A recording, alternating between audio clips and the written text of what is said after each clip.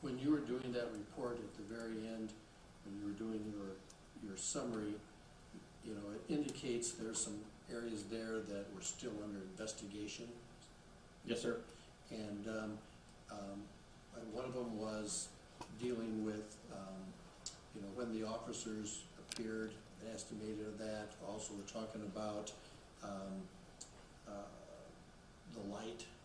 Was it light? Well, the exact time of crash was one of them. Since you prepared that report, have you been able to answer any of those questions? Yes. What the distraction was, for example? I'm sorry. No, go ahead. The time of crash was based on the cell phone information that was within the reconstruction report. Okay. And then what was your other question? I'm sorry. Well, we talked about, in your report, it talked about that the exact time of the crash still under investigation. You just talked about the time of law enforcement arrival was estimated. Yes. The time of law enforcement arrival was estimated based on the time of a photograph taken by Attorney General Ravnsborg. Attorney General Ravnsborg provided a statement stating that he took a single photo. There is only one photo on the evening of the actual crash, and that was taken by Attorney General Ravnsborg. He did state that the sheriff arrived around the time he was taking that photo. We do know the time that he was taking that photo, and that's listed in the full reconstruction report. And could you tell me what the significance of knowing when the officers arrived for your purposes? It gives us a general timeline of what occurred after the crash. Okay. And then you also indicated in here that we're dealing about investigate indicates a driver distraction. The specific distraction is still under investigation. Was there ever a conclusion to that as to what that distraction was, or if there was a distraction? There was a distraction, but what that distraction is, we've never determined. Okay. Now, was part of your duty, well, let me just ask you this way and we'll go from there. What exactly were your duties as far as this investigation is concerned? My general duty as a South Dakota State Trooper is crash reconstruction.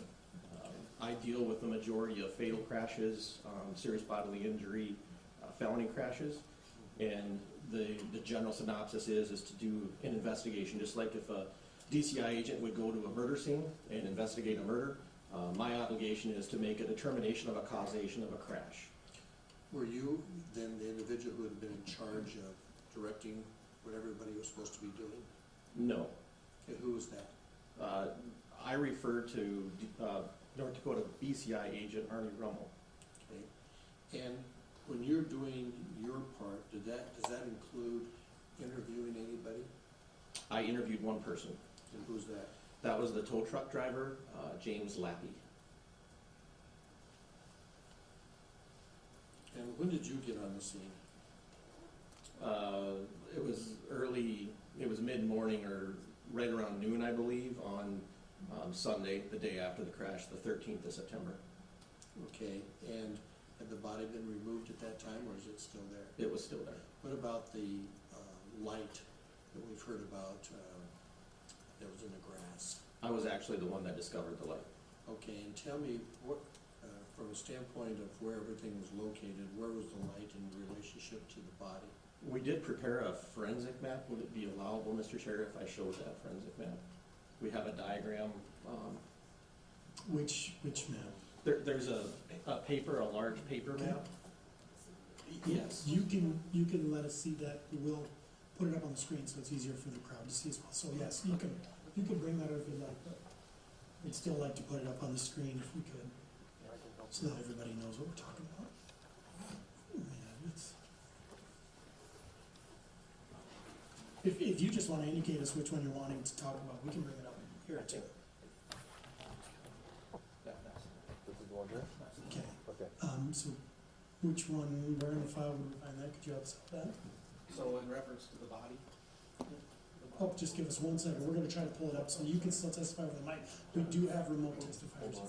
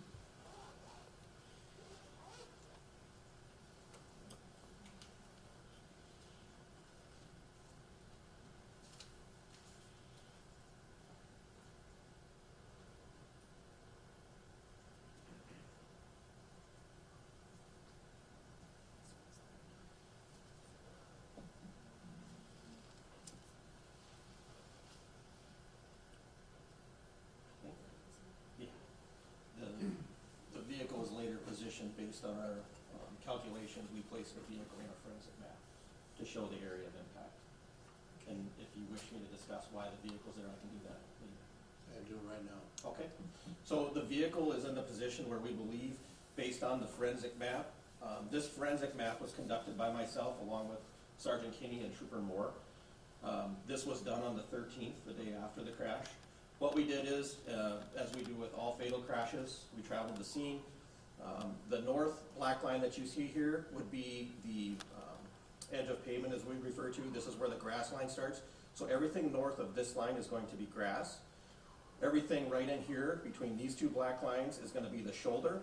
This blue line that you see is the rumble strip. Here's your westbound lane, center lane, southbound lane, south shoulder, south ditch. Where we position the vehicle based on the calculations that we made, this puts the vehicle at this location at the time of impact. We base this on the evidence that you see here. The evidence that you see is red, blue, and black. Blue would stand for any blood that we located at the scene. Red would be any paint chips that we found at the scene, and black would indicate any vehicle parts that we saw at the scene. Based on that evidence, we created trend lines. Those trend line gives us what we refer to as a cone. It gives us a general direction and travel of what happened and when it happened and where it occurred. The basic similarity to that I could give to this in plain terms, if you take a handful of sand and you throw it on the ground, it spreads out. We do the same with the evidence. We created trend lines. When we created the trend lines, we created a line for blood, we created a line for paint chips, and we created a line for vehicle parts. When we create trend lines for those, it creates a cone. From those trend lines, we create an overall trend line. That trend line placed the vehicle damage at this point, at this location. Okay, let me interrupt you there. When you did this the day after? The map we did the day after. The calculations came much later. Okay, and so the blood that you have on there, at this point, you don't know if that's human or animal, do you? At the point of when we mapped this, we did not. Okay, and so how would that impact your lines of not knowing whether they were human or animal? So there is, as you can see identified here, a fork. Uh-huh. That fork was taken from the scene. That fork was taken by BCI to North Dakota and processed by their lab, and it was determined to be human blood. So when we look at this, we also have photos that show the fork, and if you look in the area surrounding the fork, you see a lot of small reddish-brown droplets that were the same as what is on the fork. So BCI identified that to me as high-velocity spatter, which is exactly what it sounds like. It's a vehicle at high velocity that strikes somebody and creates a blood spatter. That spatter pattern was very highly concentrated right around that fork, giving us an indication that something significant happened there. When that fork was collected, that fork was taken, it was tested, it was found to be human. The evidence down here is also blood. This blood also is shown to have human, it's also determined to be presumptively human. So we have human blood in this area, and we have known human blood in this area. And then throughout, these are very small droplets. The one significant thing that we found is we literally crawled on our hands and knees looking for any evidence that we couldn't see as we were standing there. And as we crawled, we found nothing in the westbound lane with exception to one small bolt. And that small bolt was about 2 inches from the fog line. Excuse me. So when we look at it, we look at the totality of everything. All of our evidence is on the shoulder. There was also a statement made by Attorney General Raunsberg that all evidence on the night as he walked back through was on the shoulder. So this matches what his statement is that all evidence was located on the shoulder, and that is where we found all of the evidence. We had myself, we had Sergeant Kinney, we had Trooper Moore. As we mapped all of that, BCI arrived on scene with, I couldn't tell you how many agents, but a fair amount of agents arrived.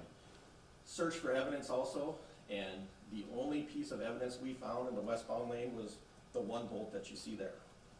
Okay, and then, so the blood that you found that you determined to be human, whose blood was it? This blood that was on the fork and in this area, it's my understanding that that was ruled to be human, but it wasn't determined to belong to who.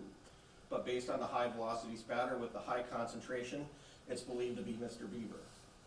This blood down in this area was determined to be Mr. Beaver. The significant thing about it is that in this one line that you see that travels in a direction slightly back to the lane of travel from the shoulder, had a bone marking in it.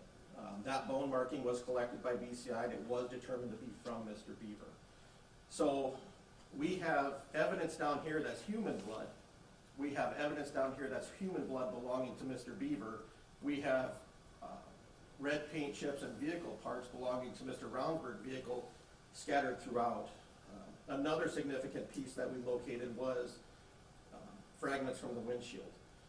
There was a long continuous line of glass. It was non-reflective glass and it was similar in nature to the glass that was found inside Mr. Roundberg's vehicle. When you think of that type of glass, there was a large hole in Mr. Roundberg's windshield for Mr. Beaver's face coming into it. Think of snow on your windshield as you're driving down the road. The snow will blow over your hood, it'll land on the ground behind you. The same is going to be true with this glass. As the glass is impacted and it breaks, it's going to go over the top of the vehicle and it's going to spread excuse me, on the shoulder of the road. Right in this area is directly where we found that glass, in this line, in this direction, and it was mapped as such.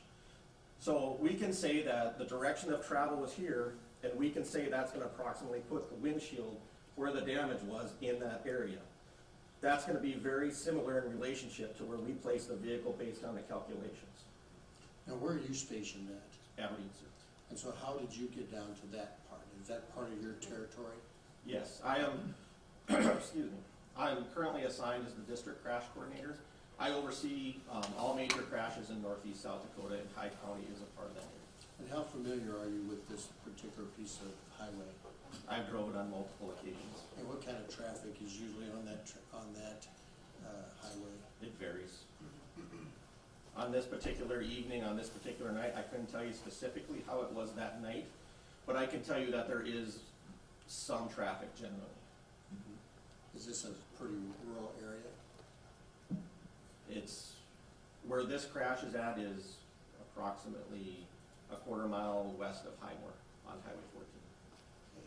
Now, I initially asked you about the light, and can you kind of describe for us what the terrain is like, the length of the grass, the type of things that you saw as it relates to where this all occurred? Yes, sir. Where the light was located was where you see the separation between the shoulder and the ditch. There is some sparse grass, mostly gravel, and the light was in there. In the evidence photographs, there is a picture of the light exactly as how I found it. There are also pictures of the grass at nighttime in the area of where the light was found, and that grass is roughly 9 to 12 inches high, but once again, it is sparse. It's not a dense, heavy grass. It is a thin grass. And would you have an opinion as to why that light would not have been seen, or at the time when everybody went back to see it that night, the sheriff? Yes, sir. We did exemplar testing at night. We took Mr. Beaver's flashlight that we found on the scene. We took an exemplar vehicle, a vehicle that was the exact same year, make, and model as Attorney General Roundsberg. We put the exact same headlights in that exemplar vehicle that Mr. Roundsberg, or excuse me, that Attorney General Roundsberg, thank you, that Attorney General Roundsberg had in his vehicle. When we did that, we had Agent Rummel walk on the shoulder in the eastbound, walk eastbound on the north shoulder as Mr. Beaver was at the time of the crash. When Mr. Beaver was walking, based on our calculations and based on witness statements, he was approximately a foot from the ditch as he was walking. So he's almost in the grass as he was walking when he was struck. We had Agent Rummel walk in that same location, that same area.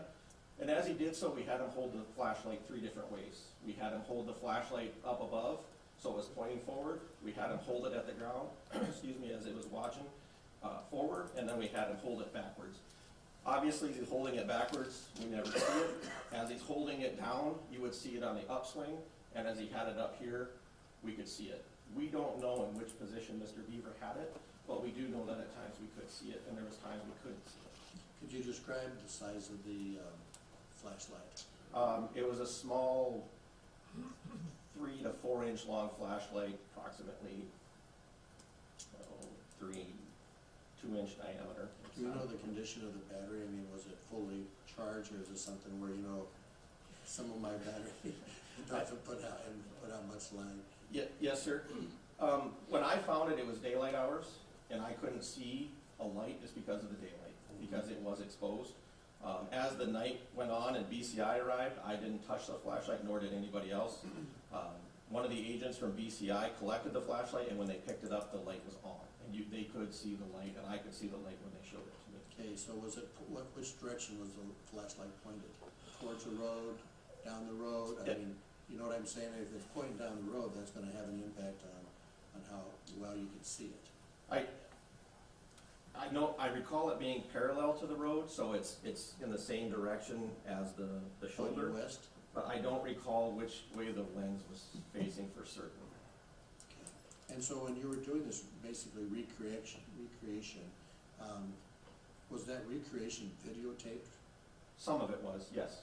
Okay, and when you were doing that, as far as looking at having someone walk, what was the amount of time that one could have depending upon the speeds that Mr. Ravnsburg was traveling? It depended on high beam or low beam was a big factor that we found. When we did record it, I wore a GoPro, just a regular GoPro camera on my head as I traveled through the scene. The video with the light inside the vehicle, we found that it didn't record as well as what we could see. So the video is there, and Agent Rummel can be seen when you look, but it wasn't near as distinguishable as it was with the naked eye. The video does not show it as clearly as what I could see it.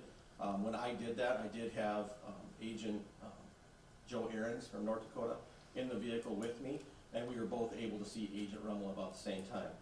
Based on the amount of time and the amount of distance, it varied from a second or two here or there. It just high beam, low beam, it all made differences.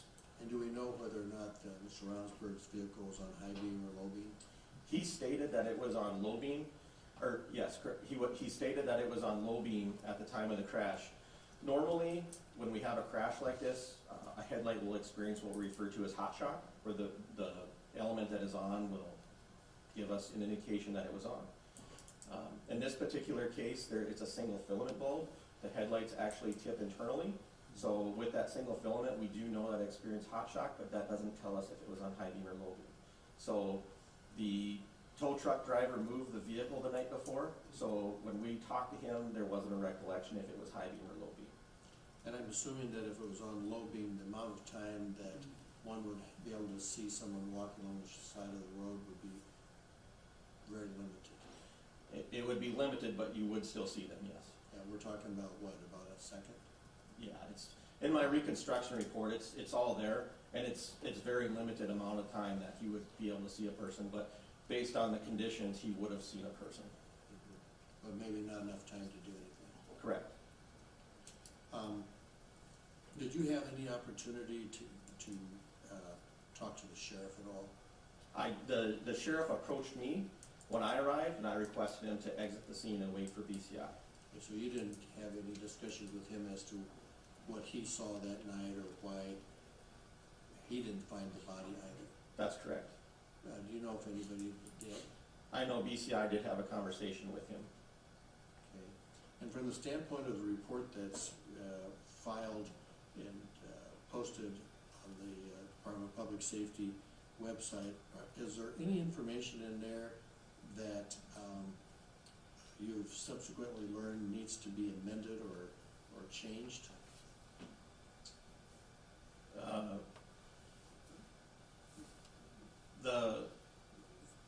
The original report was changed once toxicology reports were received, but outside of that, I believe the information stands correct. I don't recall. I know in reference to what you're saying, the arrival time of the sheriff and things like that, there was some question with that. But the only thing that there was a change requested is we did request charges against, updated the charges that were originally filed against Attorney General Ravnsburg, and then the toxicology results once they received on Mr. Beaver and Attorney General Ravnsburg. Okay, and so other than that, everything that is posted on the website is accurate? To the best of my recollection, yes. Okay.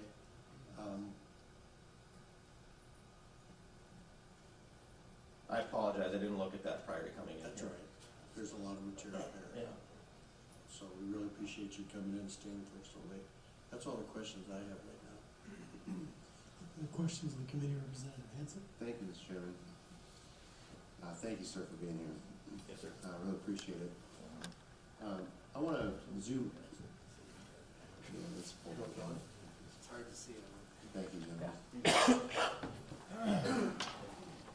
If we could zoom out, Mr. Getz, on this. Just have a couple quick questions about this. So, I think earlier I heard you say that that initial blood splatter you determined to be human blood, but you couldn't determine for sure if it was Mr. Beaver's blood. Is that accurate? That is. All right. And then the more pronounced smears with the bone scraping further west, you said you could determine that was human blood and that you could determine it was Mr. Beaver's blood. That is what I was informed by BC. They would be the best person or best agency to ask that. It was their lab, and I received the results through them. But my understanding is that is correct, yes. Okay. So the next question I was going to ask you, and you can tell me if this is more appropriate for North Dakota, is why couldn't we determine the initial splatter to be Mr. Beaver's, but the rest of the blood we could determine it was Mr. Beaver's? You're saying that's a question for North Dakota? Yes, sir, please. Okay. Thank you. The other question that I have is about this Blue Star quadrant and why it's so far east. Do you know why that is? That was the original area. If a person is being struck, then you're going to look prior to the information that is going to be leading up to that. You're not going to have instantaneous blood spatter. You're not going to have instantaneous. We know that there was blood spatter where you see it there. We know that there's blood there because we could see that when we were there that night, or excuse me, that day, that next day. So we wanted to go back prior to that to determine if there was anything additional to what we would see there. Was there anything prior to anything in relationship to that? And that's why we went so far back. Okay. So did you just say that you wouldn't normally see instantaneous debris or instantaneous blood spatter from the point of impact, or maybe you could restate that? Thank you. I did. We know where there's blood spatter because we could see that. We can see that blood spatter. We want to go prior to that blood spatter and see, was there anything prior to that? Because we're testing. We already collected the fork from that area where the concentrated blue dots are, right at the very beginning on the shoulder, the edge of pavement. We knew that we had a sample from that. So we wanted to go prior to that to start testing and look for anything that might give us an indication that there was human blood or any blood in that area. And that's why we went further to the east prior to impact. Okay. Are you fairly conservative in your usage of Blue Star, or why wouldn't you just Blue Star the whole area? I don't Blue Star, sir. Okay. I on my obligation to the quadrant was to map those squares. So in a typical reconstruction, though, maybe you don't use Blue Star in every reconstruction. I've never been trained to use Blue Star, sir. Okay, but when you receive the evidence, and maybe you can just walk through briefly your typical role in an accident reconstruction.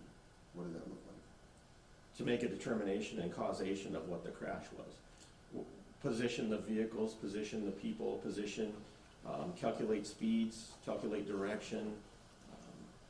This is not my first, unfortunately, it's not my first car pedestrian crash that I've ever investigated.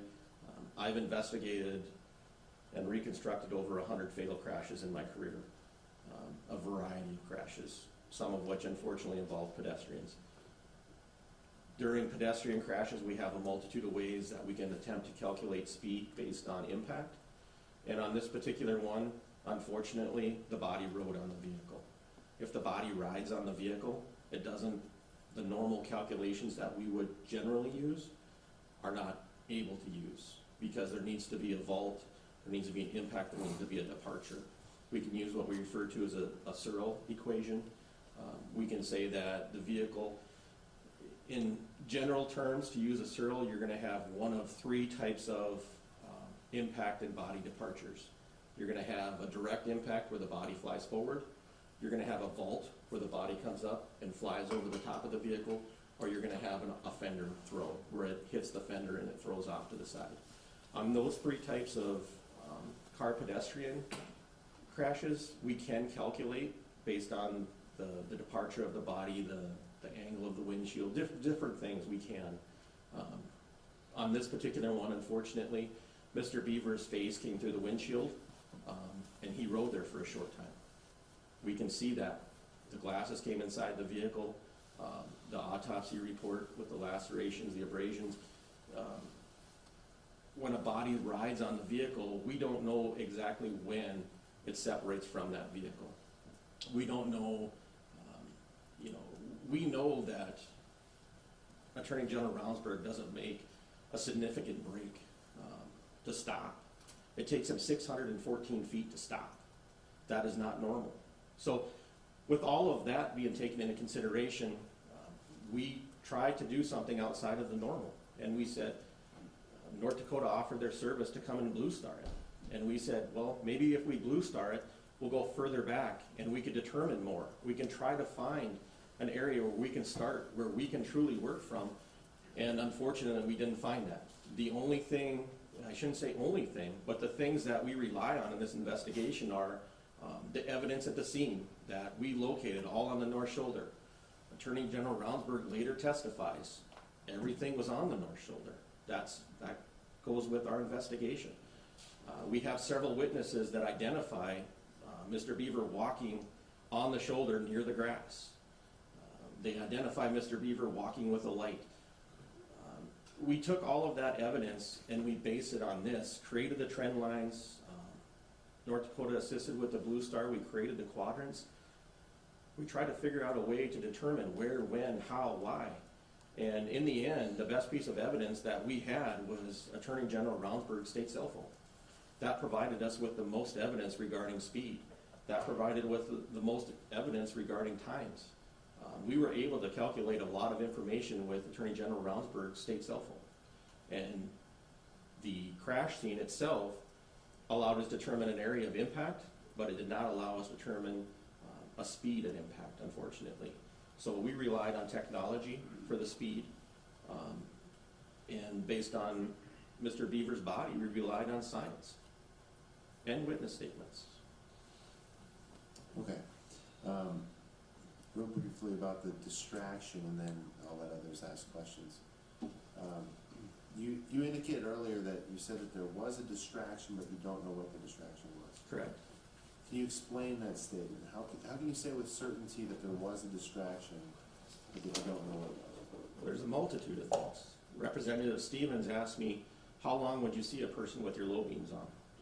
You'd see them. The only way you don't see them is because you're distracted. Mr. Beaver's face came through the windshield. His glasses are inside the car. He doesn't see that. It takes him 614 feet to stop from the area of impact. Attorney General Ravnsborg, correction. It takes Attorney General Ravnsborg 614 feet to stop from the area of impact. The normal stopping distance on that is,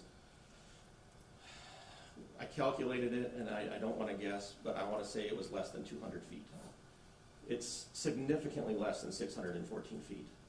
Why does it take a person to stop so long? Generally, it's a distraction. There's some type of distraction that keeps him, and I guess the biggest one that I'm not mentioning right away is, why is he driving on the shoulder? He's not just driving on the shoulder a little ways. Based on what I show and what the calculations show, is that he's driving so far on the shoulder that he's almost going into the ditch when he strikes Mr. Beaver. To drive that far onto the shoulder, to take that far to stop, to say that you never saw the person and their face came through your windshield, I'm sorry, but that's a distraction. Okay. One more question. If North Dakota comes in and they say, yeah, the degree of certainty that that original blood splatter, the high velocity blood splatter, is really low, that we know we think it's human blood, we don't know if it's Joe Beaver's blood. If it turns out to not be Mr. Beaver's blood, Does that change? So there was, Your there, reconstruction within? I'm sorry, I apologize for that. That's okay.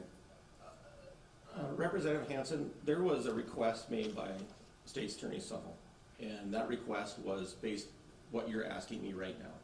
If we remove the fork, if we remove the high velocity spatter, but there was an additional part to that request. It was to remove all the other evidence. To remove the paint chips, to remove the vehicle parts, and to remove all that initial high velocity spatter, to include only the body slide. That's it. Where you see those long marks where bone is scraping, where the body is sliding, and where the final rest of the body and the final rest of the leg. Because I'm sure that you can see it, and I'm sure others can see it, but at the top of your screen, directly under the legend, is Mr. Beaver's leg. It was severed during the crash. Based on all of that information, we created one single trend line. It excluded everything, with exception to where the body slid, where the body was, and where the leg is. We excluded everything else. And when we did that, it did change the angle of approach for the impact, and it showed that the impact would have occurred near the fog line. But we had to exclude all other evidence. To answer your question, what happens if I exclude just the fork and the high velocity spatter in that area? I've never made that. I haven't done that. Sure. I can tell you that it's not going to change significantly, because when we excluded all of the other evidence, with exception to the blood where the body slides there, it made a slight change in the angle and approach, but it wasn't hugely significant. So without calculating it, I don't want to guess, but I can tell you it would be less than that, and it would definitely put the vehicle on the shoulder at impact. So I gave you a very long answer, and I just want to clarify it a little bit. Your question was, if I remove only the fork and high velocity spatter, the answer to that is I have not done that. My estimation is it's not going to change much at all from what I'm calculating based on that foot from the grass. What I was asked to do by the state's attorney is to exclude all evidence with exception to what you see in that longer area of the body sliding. And that did change the approach and put the vehicle near the fog line. Okay, thank you. I'm sorry for the long That's answer. great. No, thank you. Appreciate Thank it. you. Questions, Representative Schwab? Thank you, Mr. Chair. Thank you for being here late on Tuesday night. I want to talk a little bit about this conversation you said you had with James Lafley, the tow truck driver. When did you have that conversation? I believe it would have been on the 14th. It was within a week of the crash, I know that, but I believe it was the 14th. And then, was this in person, over the phone? It was an in-person conversation. Did he come to the station or anything, or? I went up to the tow yard where he's employed at, What tow yard is he employed at? Black Hills Towing. Okay. Are they based in Pier though, or? They've got two operations. One is out of Pier here. But they still go by that name? Yes. How long was your conversation with him? Maybe a half an hour. Okay. Did James tell you when he arrived at the scene? He wasn't sure on the time. Okay. Not even if it was before or after midnight or anything like that? He wasn't sure. Okay. And then, did he meet the sheriff when he was there? Yes. Do you know that he recall his conversation with the sheriff? He said they have none. Okay. He just pulled up. I mean, what did he say? What he all did at the scene? Yes. There. In my report, there is a diagram. There's a diagram of the area where sorry. Yes, so I'll just describe what he described to me, but there is a Google map with some circles in my report showing the area indicating what I'm about to tell you. So Mr. Lappy informed me that he never went east of Attorney General Ravnsburg's vehicle. When he pulled up to the area where the sheriff and the vehicle were at, there were two field approaches across the road, one on the north, one on the south. He was able to pull into that field approach and make a U-turn and then he said he backed up approximately 100 or so feet. That would also give us one of the indications as to where Attorney General Ravnsborg's vehicle was. There was no markings or anything to identify where Attorney General Ravnsborg's vehicle stopped, with exception to Mr. Lappy's interview and the one photo that Attorney General Ravnsborg took. That photo, BCI was able to look at the photo and see various things to position where the vehicle would have been at the time of the photo. And then also in the phone evidence information that was downloaded, we were able to see a GPS location of where the photo was taken. All of that correlated with what Mr. Lappy told us. We didn't know the phone information when I interviewed Mr. Lappy. Obviously, it was very early in the investigation. And what he informed me about where he turned around and then where he backed up, when BCI analyzed the photo and we looked at the phone data, it matched his information very well. Did Mr. Lafley get out of the car? Mr. Lappy would have had to get out of the tow truck to hook it up, yes. Okay. Did he say how long he was out of the car approximately? He did not. When asked about the area, he didn't recall any parts or anything laying around there. The only thing that he stated about seeing anything was that he commented that some vehicle parts had fallen off of the Attorney General's vehicle during the transportation from Highmore to Pier and fell on his tow truck. And then he returned those parts back as part of the evidence, or are those Yeah. lost? Yeah, so it was my understanding, I wasn't there the next morning when the vehicle was transported, but it was my understanding that the vehicle remained on the tow truck overnight, and then the next day when this was all discovered, they had not removed Attorney General Ravnsborg's vehicle from the tow truck, so they just drove the tow truck down to the Pier Evidence Building and drove it directly off. So anything that would have fallen off onto the tow truck, is my understanding, would have been there when they delivered it to the evidence building. And when he got out the lot, did he indicate if he went past Mr. Ravnsborg's car? He said he never went east of the vehicle. Did he indicate if he saw the light or anything? He did not. Flashlight? Okay. Did he indicate how long he was at the scene? He did not. But he did indicate he didn't have any conversation with the sheriff. That's correct. And the sheriff was present the whole time he was there, to your knowledge? Yes. I believe BCI did do a follow-up interview with Mr. Lappy, and I'm not sure the content of that. This was just a preliminary to get a estimation of where Mr. Ravnsborg's vehicle would have been for my crash reconstruction calculations. Yeah. Did Lafley know who placed the order for the tow truck? I do not know. Okay. And then if, may I, Mr. Chair, continue a little bit? I want to understand the cell phone data a little bit more. Are you very familiar with that in your line of work? I use it on a frequent basis. Okay. One of the questions, you said you were able to triangulate with GPS that where they specifically were on the side of the shoulder when the Attorney General took the picture. I'm curious, you know, I know it tracks us while we move too, correct? Correct.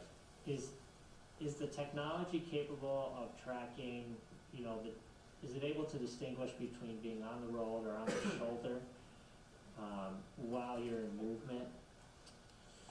So there was one thing I have not seen with a cell phone I refer to it as a cell phone download. In this cell phone download, generally speaking, we'll get what you're referring to as triangulation.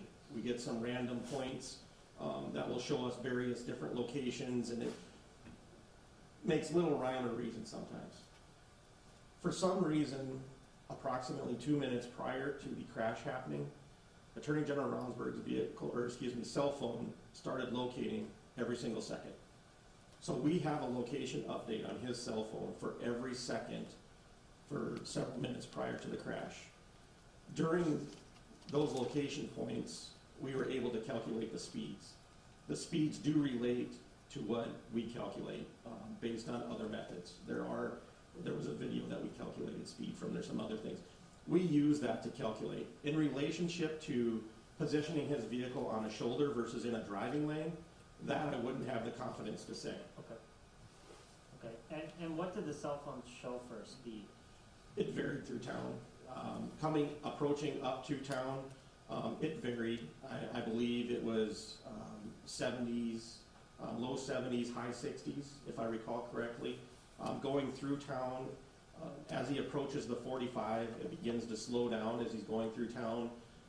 He's in the high 40s, I believe. I'd have to refer to my report to exact, so I hope the approximation is okay, but in my report, it is exact in my report. Goes through town in the 40s. There's a gas station referred to as G3 or Hall Oil and Gas on the southwest corner at the intersection of Highway 14 and Highway 47. They had a security system there, a video security system that we were able to depict the Attorney General's vehicle traveling past just seconds prior to the crash. From that video, I was able to calculate speeds. Excuse me, those speeds are very comparable to what we found, what we calculated from the GPS locations on the phone. That was also compared. As the vehicle travels past that, we see the vehicle accelerate as it starts to approach, and as the vehicle gets to where the area of impact is, we calculate a speed of 68 miles per hour. That was the calculated impact speed is 68, and that is how it was calculated, was from the cell phone data. Okay. One more question, if I may, Mr. Chair. One of the things I've been trying to figure out with this case is how long, was he actually on the shoulder before impact? And I don't know if you're able to provide any insight into that. And as a sub-question to that, I know you're familiar with the area. I'm just curious, along that stretch of highway, is there any, to your knowledge, and I don't blame you if you don't know this, is there any part of it that doesn't have rumble strips? So, to clarify, what we'll refer to as exemplar testing. There was 2 exemplar testings conducted. One of which I've already described with an exemplar vehicle at nighttime. Prior to that, there was an exemplar testing which we would refer to as skid testing. We took Attorney General Ronsberg's vehicle, we towed it back to Highmore, and I drove Attorney General Ronsberg's vehicle through the crash location. With the glass flying in, which it still was, obviously the windshield's busted. I was the only one in the vehicle at the time. There was a few things that we determined from this. Number one, his brakes worked flawlessly. The ABS engaged correctly. He had very good braking. We use the coefficient of friction to define braking, and in this particular vehicle, we say it's a .882 based on testing. In layman's terms, that's very good braking. One of the other things that I did is just a drivability. I drove through that scene several times. When I drove through the scene, there was no drifting of the vehicle. The vehicle maintained its lane without me touching the steering wheel. It was able to maintain the lane, it was able to stay in the lane, and it was able to brake. If a person stepped on the brake, the vehicle braked. There was no skidding, there was no pulling, there was no nothing. The other thing that I did is I did do some braking on the shoulder. In order to get on the shoulder, I had to drive across the rumble strips. Driving across the rumble strips, there was definitely a noticeable vibration and sound inside the vehicle when I drove across the vehicle with Attorney General Ronsberg's vehicle. Questions were asked by the prosecutor similar to what you're asking me now. Is it possible? Is it possible? There was a lot of questions in that nature. There was a lot of trips for me to Highmore to answer the, is it possible? Is it possible? There is, the DOT building is just to the east of this crash location on the north side of the road. Just prior to that, there is another building. I couldn't tell you what that is. On the entryway to both of those approaches, there are no rumble strips. Prior to that, there are rumble strips. The speculation was, what if the vehicle travels through the right side at the first building and then travels through the second side at the second approach and continues to drive on the shoulder? I said, well, my answer to this, to the prosecution is if you attempt to drive on the shoulder when you see a pedestrian in front of you, that's murder. So the answer is, the only way that vehicle gets onto the shoulder is if you swerve it through those gaps in the rumble strips. Because the vehicle would not drift through there on a normal basis of its own. But there's no evidence that you found to suggest that he may have actually entered in at those spots, just to clarify for the record. Understood. There's no way, that the only way that he would have, based on the distance and the gapping of those, the only way that you could maneuver the right side through the first and the left side through the second would be to do a swerve maneuver. You would actually have to drive in an effort to miss those rumble strips. I'm not going to tell you you can't do it, but I'm going to have to tell you that you would have to attempt to do it.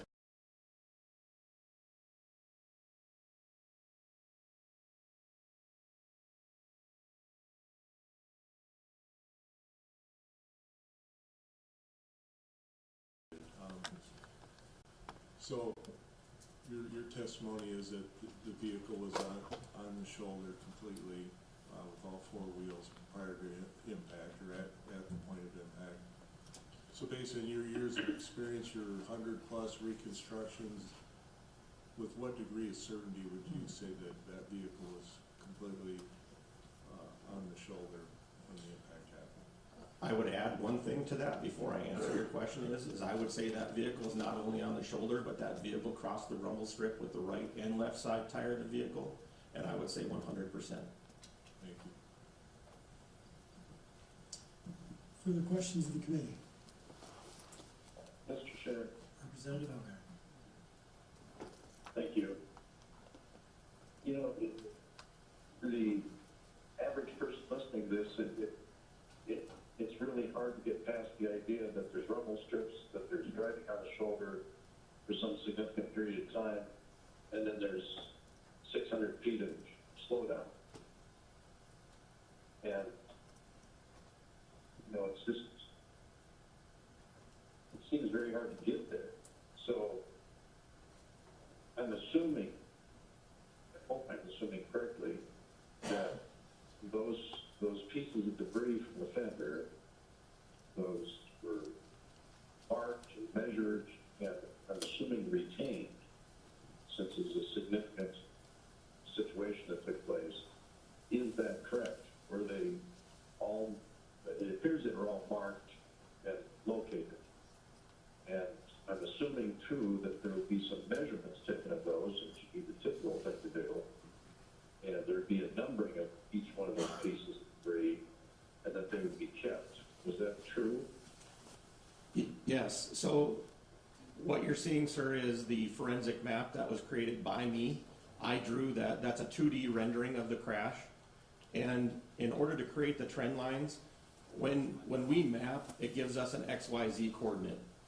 With that XYZ, we're able to go back and reference any measurement out of that we want. I can measure anything on that map that you would ask me to measure. And I believe I'm answering your question by saying this, but to add to it, yes, it is all retained. That's what the total station does. It's the same equipment that engineers would use to go out and map a roadway. We're using the same equipment. It's like a total station. And when we do that, we identify the evidence, we locate it with a prism pole, we use the total station to record it, the data collector saves it. That data collector, we never delete the evidence out of that data collector. So the raw information is always available. But we download that raw information and we create this map. Representative What I'm Elgar, asking no is lead the for. physical evidence, what I'm asking though is the physical evidence itself, was that retained so that potentially you could distribute that and test against what we've been asking about, the fact that there was 10 hours of additional traffic, whatever number of vehicles that was, that went by there. Did you retain those physical pieces of evidence so that you could actually lay those out and see what had happened with traffic going by? Is that a form of a question, Representative Elgar? Yes, I just asked the question, did you retain it, and would you be able to replicate the blowing of those within the wind or the air movement that goes along with the traffic going by? So the collection of any evidence was done by North Dakota BCI. I did not collect anything. North Dakota BCI collected any evidence, and I believe that would be found in their information, but as to what they collected, I would only be speculating. I don't know. Further questions, Representative Elder?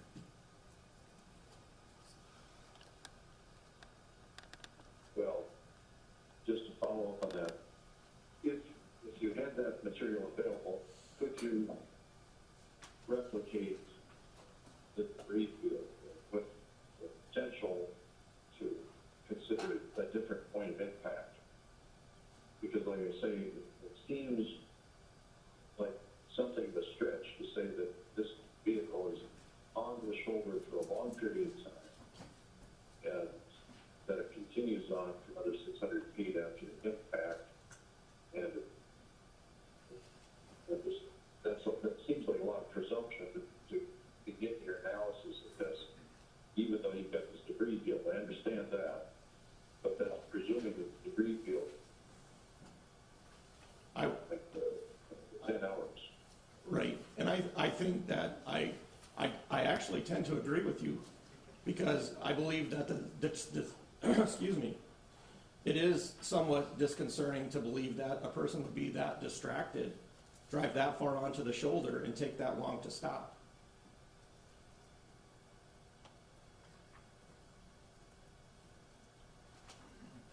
All right, no further questions. Thank you for the questions of the committee. I guess I just have a couple. There's an indication in one report and then later again in another report that the point of impact changed. Is there a reason for that? The supplemental report that would have said the impact change would be in reference to if we, Representative Hansen asked me if we removed certain points of evidence and recalculated, what would it do? I'm sorry, I'm referencing where the quadrant was as opposed to where later it ended up being the point of impact. I understand. There was no calculations that told us the area of quadrants was where the impact was going to be. That was to make a determination, could something have occurred back there to where we want to map that and test it to see if there was any evidence to indicate something occurred there. Was there any science involved in the location as to where you did the luminol? Looks like approximately 30 feet. I don't recall, without referring to my reports, I don't recall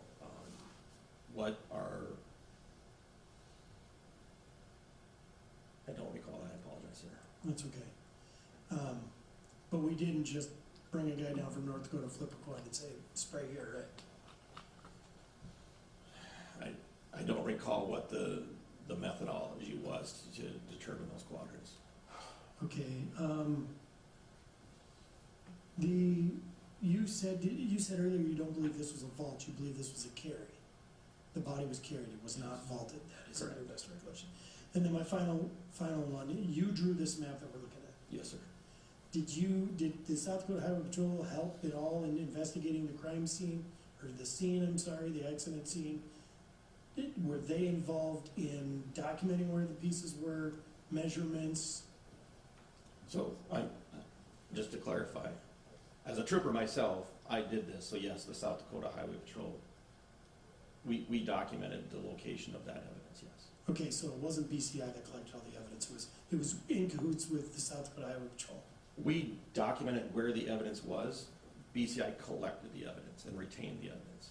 So why is it only North Dakota Bureau of Criminal Investigation Because they're investigated by? Because they were the various agents that were there to do the investigation of the crash. Our job was to reconstruct it and make a determination of the causation of the crash.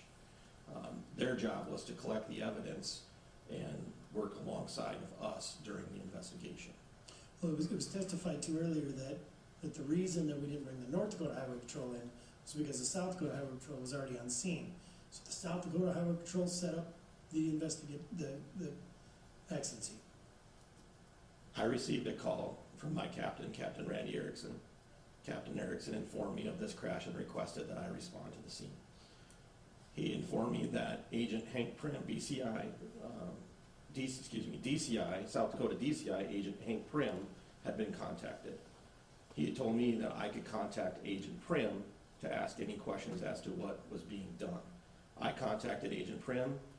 He gave me North Dakota BCI Agent Rummels, requested that I not contact him again and that I defer to him. I contacted Agent Rummel and I advised of who I was and what I was doing, and he stated that they were on the way. I contacted Sergeant Kinney. I informed Sergeant Kinney of the crash. Sergeant Kinney stated that he would come and assist me. As to why North Dakota would have never been involved, I was not a part of that conversation. So was the South Dakota Highway Patrol already mapping out the accident scene before you yourself was on scene? I set up the total station and began mapping. Okay, so did that begin before BCI showed up on scene? Yes, sir. Okay. Any further questions? All right, thank you once again. I would ask that you please sign there's a sheet on the podium. Sorry, it's getting late. There's a sheet on the podium, please sign that. And you are not yet released of your subpoena, just so you know. Thank you. Just for information. Thank you. Thank you. Thank you, Mr. Chair. Thank you, Representative. Hey, we want to thank everybody for coming to testify. I hope you understand that we have a job to do and we're just trying to be thorough. And some questions that came up are what we're asking. That's why you were here to answer. So thank you again for your help in this.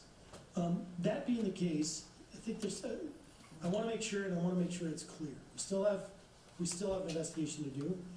Many of you are still going to remain on subpoena. Some of you will be let go. That being the case, we want to make it clear that you are not to talk to the other individuals we're about to interview, and please do not coerce or discuss the conversations or the investigation amongst yourselves either until we have the opportunity to be thorough.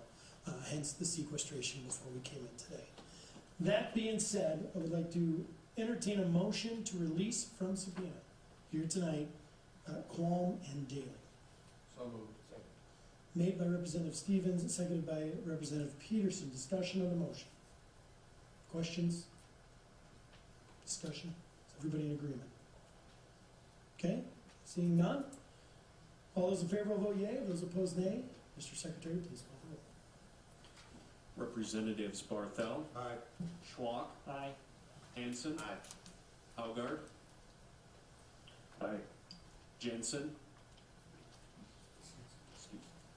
Peterson. Aye. Smith. Aye. Stevens. Aye. The vote is 7 yeas, 1 excuse. Motion passes.